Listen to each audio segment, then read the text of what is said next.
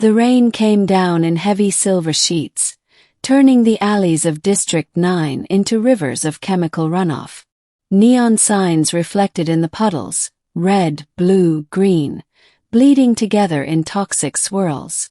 Dr. Eli Vance pulled his hood tighter, keeping his head low as he pushed through the crowd. The package under his coat was warm, faintly humming, and he could feel the thrum of power radiating from it even through the insulating layers. The serum was ready. Months of stolen lab time, coded research hidden in discarded medical archives, and deals made in whispered corners had all led to this night. The Aegis project was never meant for the public. It was the government's hidden ace, a genetic rewrite that could turn an ordinary person into a living weapon. But like all dangerous things, it came with a cost. And now it was in his possession. Beginning, the first sip.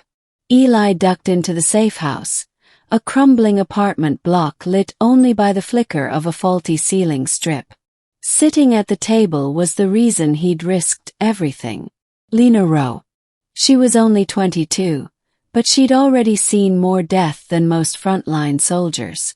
A former courier in the Resistance, she had been caught in an explosion 6 months ago, shrapnel through her spine.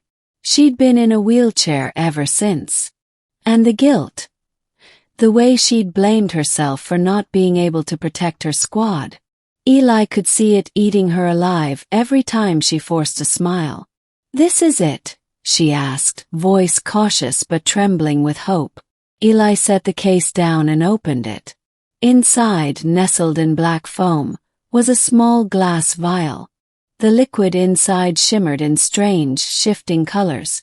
Silver one moment, gold the next, sometimes even flickering crimson. The serum almost seemed alive. "This," Eli said quietly, "will heal you. It will make you faster, stronger, more than human. But it's dangerous, Lena. The human body was never meant to carry this much power. It'll change you in ways we can't predict." She looked at the vial for a long moment, then back at him. "You told me once that fear is just the mind realizing it's about to grow.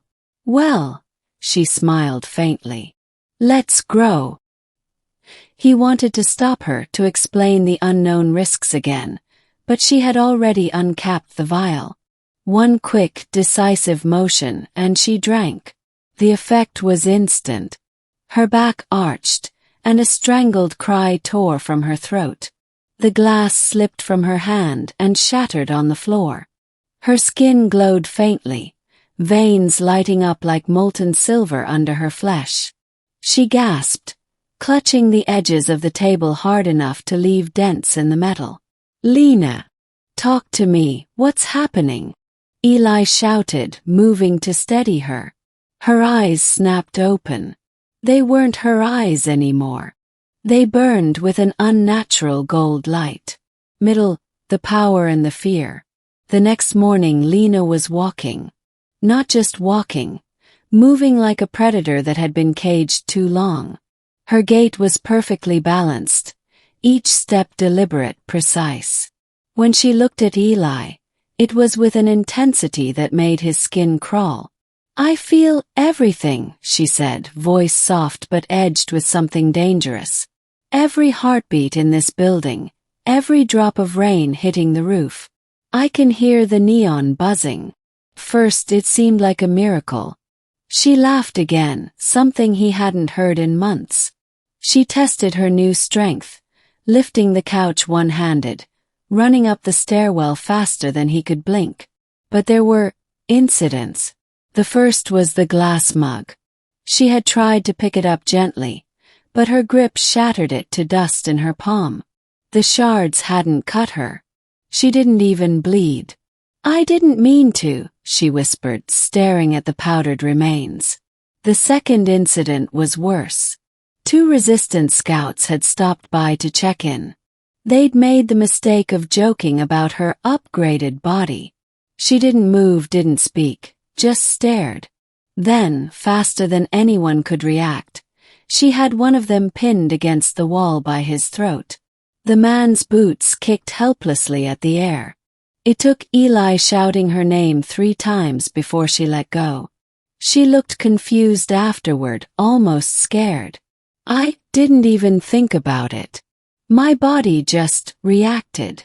That night, Eli reviewed the Aegis Project's classified notes. The serum worked by rewriting the body's cellular instructions, but it also enhanced neural responses. Fight-or-flight mechanisms were now hair-triggered. In a battle, it meant instant survival reflexes. In everyday life, it meant deadly accidents. And the changes weren't stopping. By the 3rd day, Lena's eyes flickered with that golden glow even in darkness.